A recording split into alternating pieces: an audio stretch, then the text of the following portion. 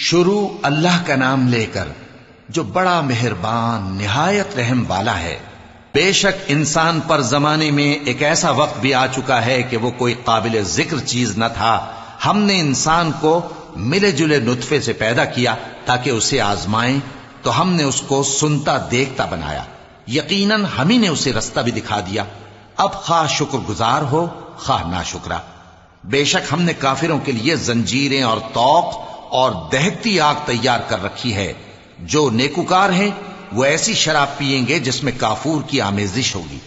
یہ ایک چشمہ ہے جس میں سے اللہ کے بندے پیئیں گے اور اس میں سے چھوٹی چھوٹی نہریں نکال لیں گے۔ یہ لوگ نظریں پوری کرتے ہیں اور اس دن سے جس کی سختی پھیل رہی ہوگی خوف رکھتے ہیں، اور باوجود کہ ان کو خود کھانے کی چاہت ہوتی ہے مگر فقیروں اور یتیموں اور قیدیوں کو کھلاتی ہیں، اور کہتے ہیں کہ ہم تم کو محض اللہ کی خوشنودی کے لیے کھلاتے ہیں، نہ تم سے بدلہ چاہتے ہیں اور نہ شکر گزاری۔ ہم کو اپنے پروردگار سے اس دن کا ڈر لگتا ہے جو چہروں کو بگاڑنے والا اور بڑی سختی والا ہوگا۔ چنانچہ اللہ ان کو اس دن کی سختی سے بچا لے گا اور تازگی اور خوشی عنایت فرمائے گا، اور ان کے صبر کے بدلے ان کو بہشت اور ریشمی لباس عطا کرے گا۔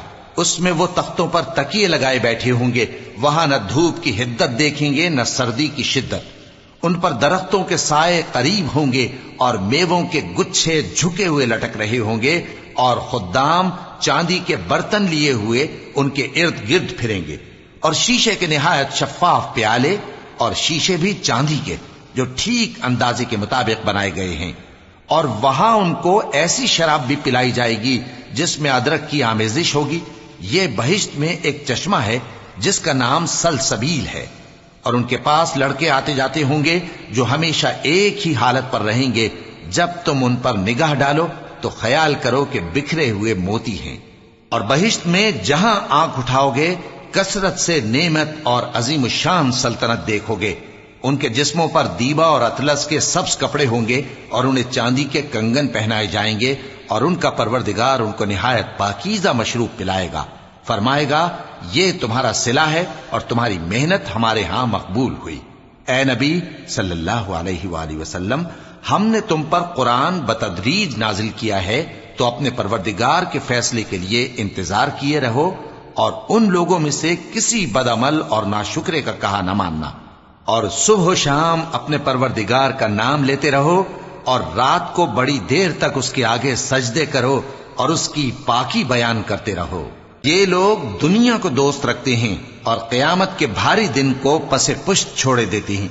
ہم نے ان کو پیدا کیا اور ان کے جوڑ جوڑ کو مضبوط بنایا، اور اگر ہم چاہیں تو ان کے بدلے انہی کی طرح اور لوگ لے آئیں۔